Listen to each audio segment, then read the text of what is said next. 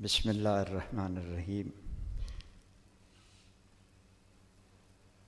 یہ محفل عین سعادت ہے اور انتہائی سعید ہیں جناب مفتی گلزار احمد نعیمی، جنہیں اس محفل کے انعقاد کی توفیق من جانب اللہ حاصل ہوئی۔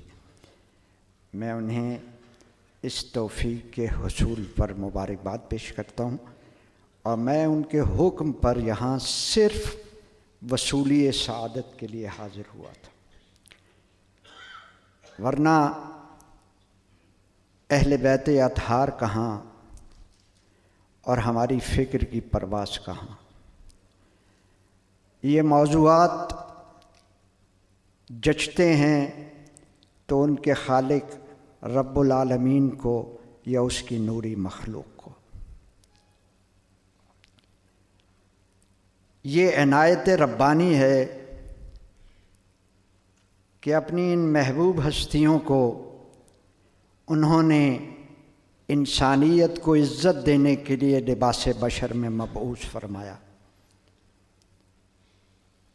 ہمارے ہاں مسئلہ یہ ہے کہ ہم اپنی انسانیت کے پیمانے سے ان کا مقام ناپنے کی کوشش کرتے ہیں، اور پھر یہ کہنے پر مجبور ہو جاتے ہیں کہ وہ انسان نہیں تھے، حالانکہ مرضی خدا یہ تھی کہ ہم ان کی انسانیت سے اپنے وجود میں انسانیت کی پیمائش کریں۔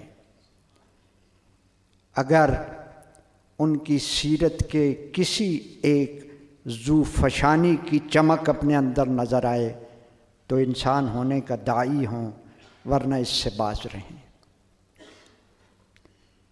میرے دوستو، میرے ساتھیوں، علماء کرام، زعماء عظام،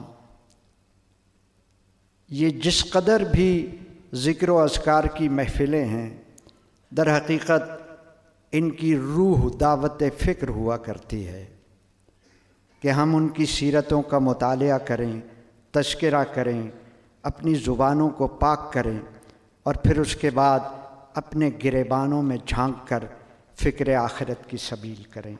میں دعا گو ہوں کہ رب العزت ہم سب کو آج کی ممدوحہ جناب سیدہ عالم کی سیرت پر چلنے کی توفیق عطا فرمائے، اور ان کے ساتھ محبت کا حق ادا کرنے کی توفیق عطا فرمائے۔ وما علینا الا البلاغ۔